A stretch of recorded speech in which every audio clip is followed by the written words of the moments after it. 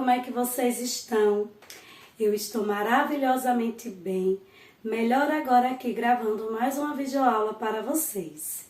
E hoje eu estarei ministrando o componente curricular de História. E como vocês sabem, antes de começar, vamos lá para aquele local bem tranquilo aí na casa de vocês? Já estão aí? Ótimo! Agora vamos pegar o nosso material, o nosso livro de história. Já pegaram? Então vamos aqui com tia Roneide. Vocês irão colocar na página 106. Irão ver esse tema aqui, por dentro do tema, aonde diz o quê? Dia Nacional da Consciência Negra. Você sabia que o Dia Nacional da Consciência Negra, 20 de novembro, é comemorado o dia em que morreu Zumbi dos Palmares? Vocês sabiam disso, meus amores? Não? Então ficaram sabendo agora, não é isso?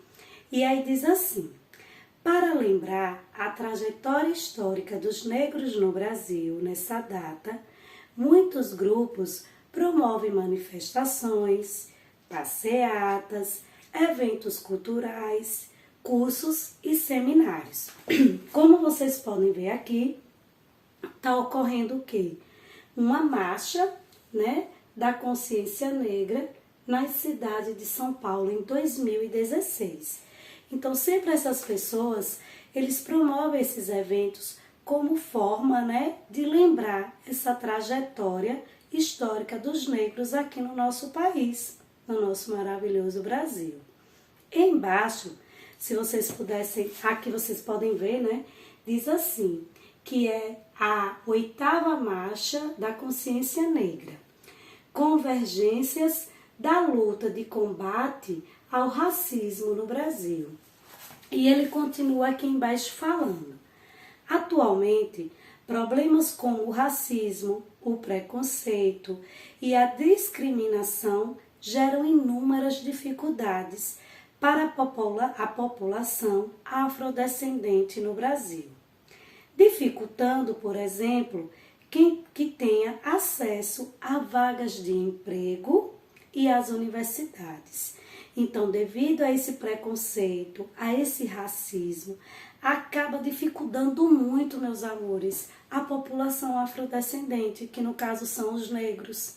Eles não conseguem, como ele citou aqui os exemplos, vagas nem empregos, né? Em empregos, não consegue também vagas em universidades. E para que tudo isso, se esse país imenso é para todos nós? Deus nunca fez distinção nem de raça, nem de cor, não é isso?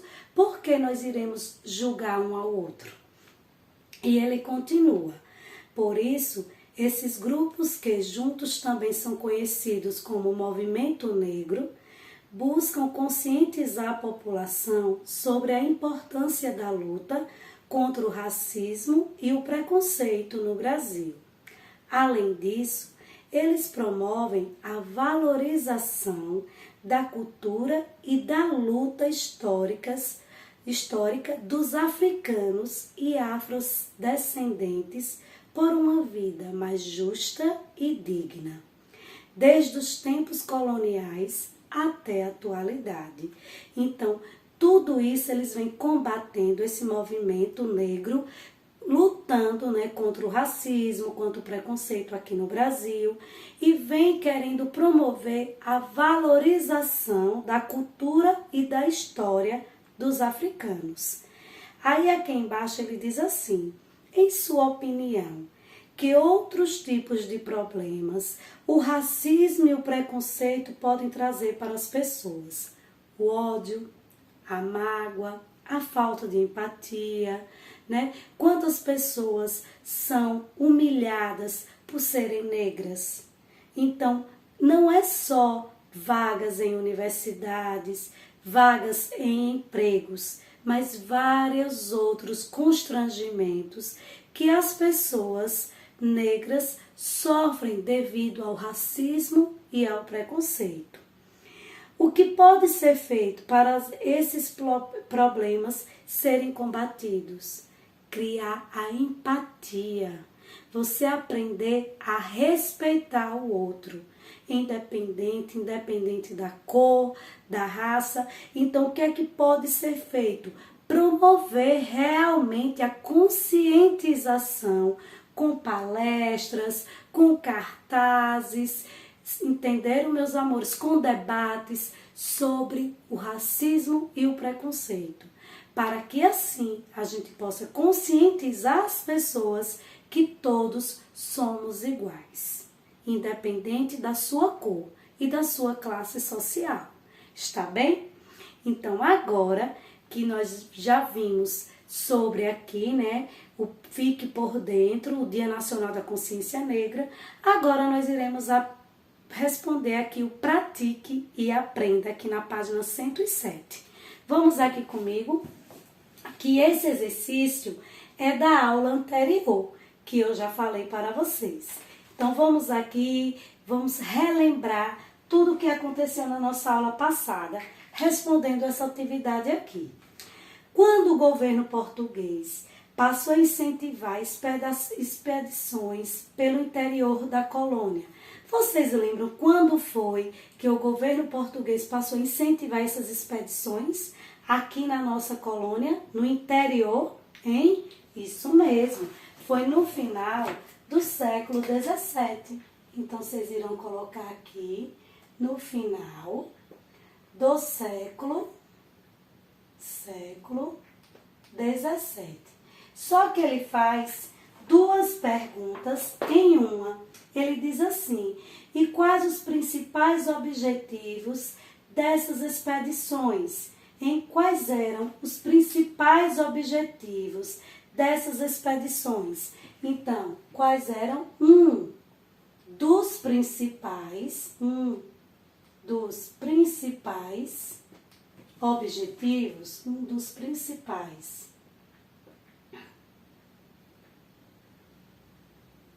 objetivos era a procura por riquezas minerais.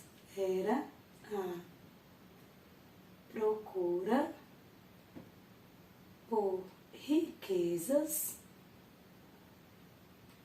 minerais. Certo?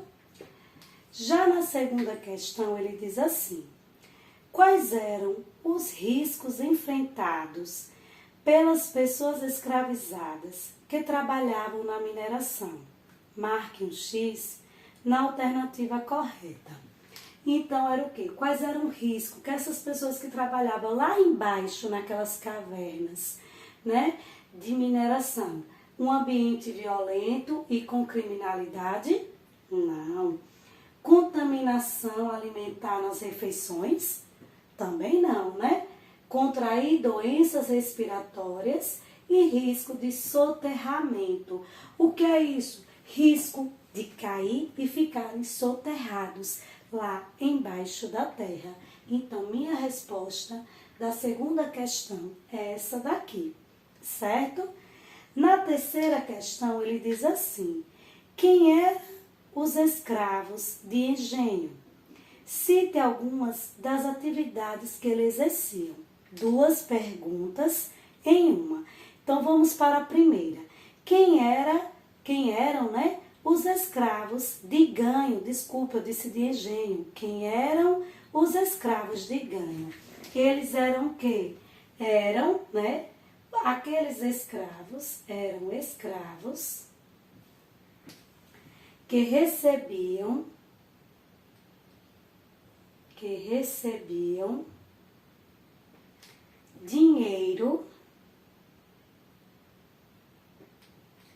dinheiro por seus serviços prestados,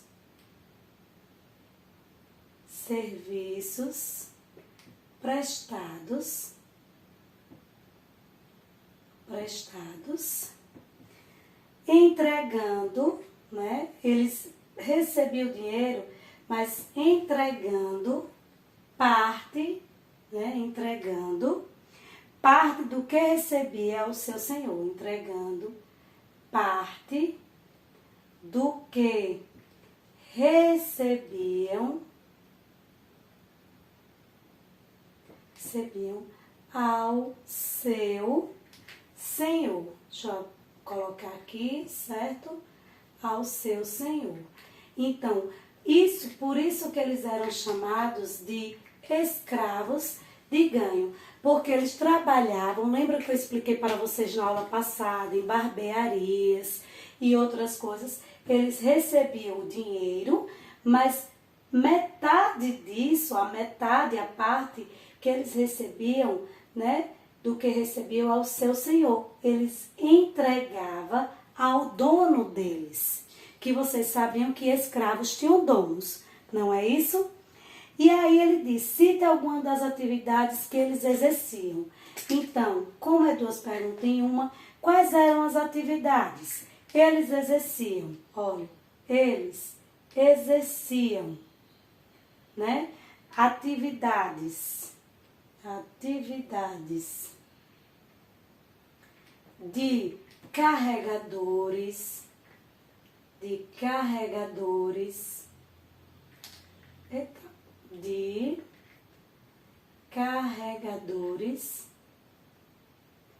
carregadores barbeiros, alfaiates, né? Alfaiates e etc, certo? Alfaiates e etc. Era essa uma das atividades, atividades que eles exerciam e que a parte do dinheiro que eles recebiam, eles entregavam ao seu senhor, que no caso era o seu dono. Já na quarta questão, que eu apaguei aqui, então eu vou colocar ela aqui, porque eu apaguei aqui embaixo, né? Ele pergunta assim, na quarta questão, que ainda continua na 107, está bem? Como as pessoas escravizadas procuravam resistir às condições que lhes eram impostas? Como era que eles tentavam resistir de serem escravizados? Meus amores, eu expliquei sobre isso também. Isso mesmo, de diversas maneiras, né? De diversas maneiras. Aí vocês podem dizer, mas quais, professora? De diversas maneiras. Então, vamos lá. Exemplos. Olha, era desse jeito aqui. Exemplos. Tentando. Olha, exemplos. Tentando. Deixa eu colocar o T aqui maiúsculo, porque como tem dois pontinhos aqui, né? Vamos lá. Tentando manter suas memórias. Tentando manter suas memórias. E sabe também como?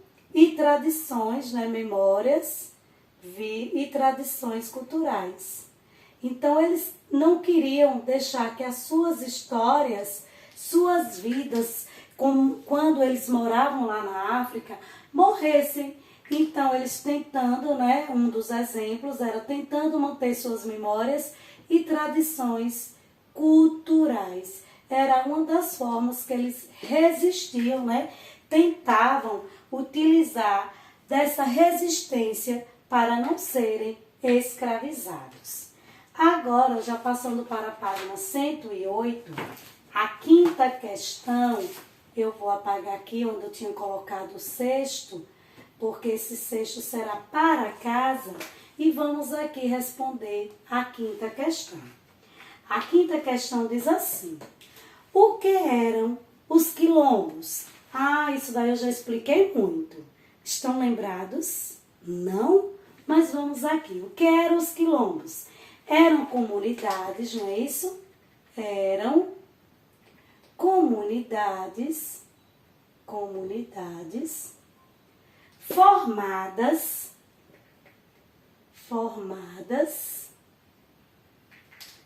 por pessoas, né, que fugiam da condição de escravos, por pessoas que fugiam. Deixa eu sair aqui da frente para que vocês possam responder. Da condição de escravos. Certo, meus amores? Mas só que ele não fez só essa pergunta na quinta questão. Ele, além de dizer quem era, né, o que eram os quilombos, ele também perguntou que atividades eram desenvolvidas nesses locais. Então, nesses locais, lá nos quilombos, eles resgatavam parte de sua cultura. Então, eles resgatavam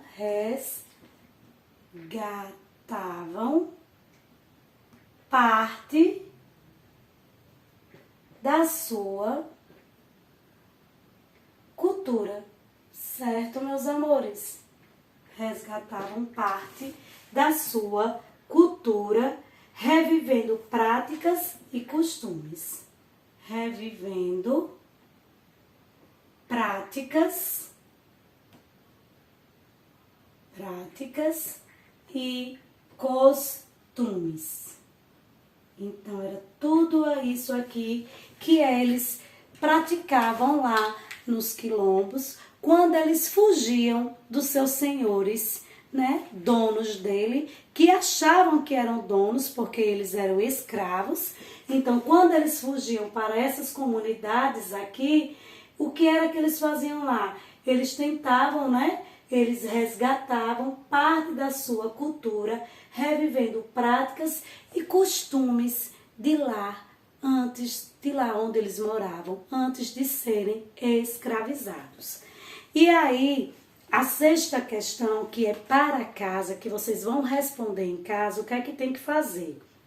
Vocês vão ler esse texto que está aqui, certo? Diz assim: lê o texto a seguir, que aborda as comunidades quilombolas na atualidade.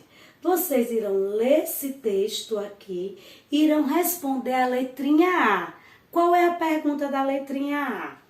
De acordo com o texto, acerca de quantas comunidades quilombolas no Brasil atualmente e como elas estão distribuídas?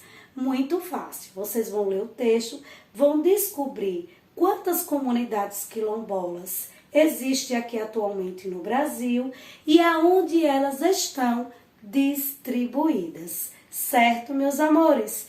Irão fazer essa atividade e colocar lá no grupo da escola de vocês. Está bem assim? Então, meus amores, nossa aula de hoje termina por aqui. Fiquem com Deus e até a próxima aula.